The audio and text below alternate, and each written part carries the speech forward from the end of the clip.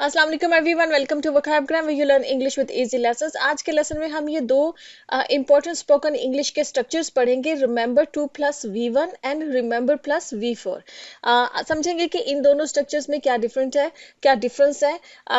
ये दोनों स्ट्रक्चर जो है वो हमारे स्पोकन इंग्लिश में इस्तेमाल होते हैं और इनको इस्तेमाल करते वक्त कुछ कॉमन मिस्टेक्स हैं जो अक्सर लोग करते हैं। वो भी कॉमन मिस्टेक्स भी मैं आज के लेसन में एड्रेस करूंगी और आपको समझाऊंगी कि कहाँ पर आप रिमेंबर टू प्लस वी1 का स्ट्रक्चर यूज करेंगे और कहाँ पर आप रिमेंबर प्लस वी4 का स्ट्रक्चर यूज करेंगे। इनका मीनिंग एक दूसरे से इंटायरली डिफरेंट होता है, ठीक है। लोग कंफ्यूज कर देते हैं और इनको इंटरचेंजेबली यूज करते हैं। वो इंटरचेंजेबली यूज होंगे नहीं क्योंकि इनका मीनिंग डिफरेंट है। तो वही आज हम इस लेसन में समझेंगे। तो पहले समझते हैं कि रिमेंबर टू प्लस वी1 जब हम इस्तेमाल करते हैं तो उसका क्या मतलब होता है। उसका मतलब होता है आप किसी को रिमाइंड करवा रहे हैं, मतलब ये काम करना, याद रखना, ये काम करना है, ठीक है।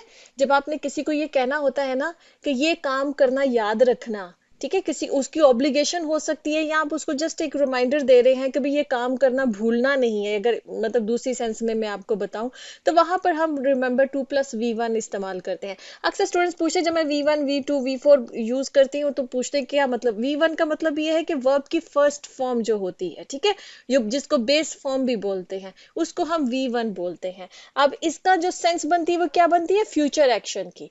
ये क्यों फ्यूचर एक्शन लिखा है ये आगे जाकर मैं आपको बताती हूँ, ठीक है। यही आपको डिफरेंशिएट दोनों स्ट्रक्चर्स में करने का में मदद देगा। तो जहन में रखिएगा, ये सिर्फ आपकी एक समझ लें कि एक मैंने आपको की दे दी है इसको याद रखने के लिए। जहन में रखिएगा ये कि ये फ्यूचर एक्शन के लिए यूज होता है, ठीक है ना। जैसे आप किसी को कह रहे हैं कि ये करना याद रखना, इसका मतलब है कि वो काम अभी हुआ नहीं, आप किसी को रिमाइंड करवा रहे हैं, उसने अभी करना है, तो वो फ्यूचर में होगा एक्शन, ठीक है।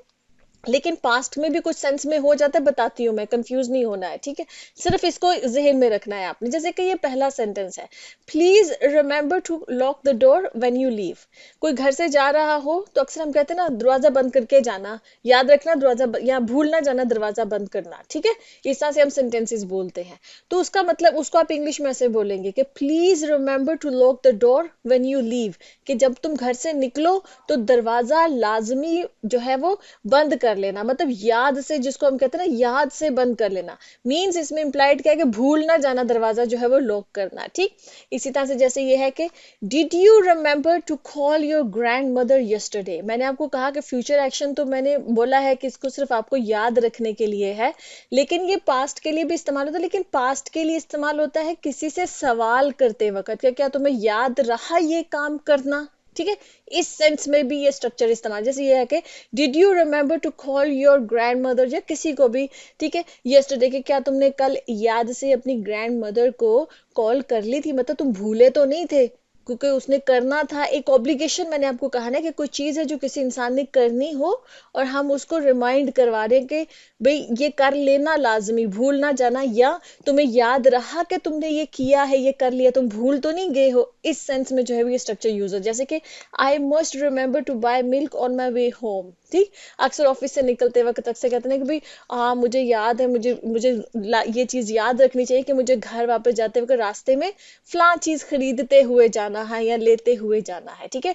तो रिमेंबर टू हम यूज करते हैं। टू के बाद ऑब्वियसली हमारा वी1 ही आता है, बेस फॉर्म भी आती है। ग्रामर रूल है ये कि इसको हम यूज करते हैं जब हमने कहना होता है कोई रिमाइंडर के तौर पे, अपने आप को, किसी दूसरे को या किसी के ऑब्लिगेशन आप उसको रिकॉल करवा रहे हैं कि भाई तुमने ये काम याद से कर लिया था ना, भूल तो नहीं गए थे, ठीक है, इस सेंस में। अब आ जाते हैं रिमेंबर प्लस वी-आई-एन-जी, जिसको हम वी4 भी बोलते हैं, ठीक है। ये क्या होता है, ये वर्ब की आईएनजी फॉर्म होती है, ठीक है ना। जैसे कि गो जो है वो बेस वी1 है, ठीक। अक्सर स्टूडेंट्स में से पूछते हैं, आप में से बहुत से लोगों को पता होगा, ये सिर्फ उन स्टूडेंट्स के लिए जो कंफ्यूज हो, जो बहुत बिगनर लेवल पर है, उनके लिए मैं रिमाइंड करवा देती हूँ। जैसे गो की एग्जांपल दे रही हूँ तो वो वी1 है, बेस फॉर्म है, और वी4 क्या होगा, ये वी आईएनजी क्या होगा, गोइंग। गो के साथ जब आईएनजी आप ऐड कर देंगे। अब रिमेंबर के साथ आप जब वर्ब की वी4 फॉर्म जो है या आईएनजी फॉर्म इस्तेमाल करेंगे तो उसका क्या मतलब होता है। उसका मतलब होता है कोई पास्ट में आपने एक्शन ऑलरेडी कर लिया है, ठीक है, वो एक्शन हो चुका है। अब आप प्रेजेंट में बैठकर उस एक्शन को रिकॉल कर रहे हैं, आप उसको याद कर रहे हैं। अरे याद है फला टाइम पे हमने ये किया था, उस सेंस में जो ना उस तरह के जुमलों में हम ये स्ट्रक्चर इस्तेमाल करते हैं। और ये क्या होता है, ये पास्ट मेमोरी होती है, इसलिए मैंने वो फ्यूचर एक्शन जो ना रिमेंबर टू के साथ लिखा था, ताकि आपको डिफ्रेंशिएट करने में आसानी हो जाए। ये सिर्फ आपको एक, जिसको कहते हैं कि की दे दी है मैंने, कि आप दोनों स्ट्रक्चर्स में डिफ्रेंशिएट कर सके, ठीक है ना। रिमेंबर प्लस V4 जो है वो इस्तेमाल होगा, आप किसी पास्ट मेमोरी को रिकॉल कर रहे हैं, ठीक है, कि भाई आपने पास्ट में कोई काम किया था। जैसे कि do you remember watching that movie as a child, तुम्हें याद है हमने छोटे होते ये मूवी देखी थी। हम अक्सर करते हैं ना, आप कोई काम आपने बचपन में किया है, आप किसी से पूछ रहे हैं कि तुम्हें याद है कि ये हमने बचपन में किया था।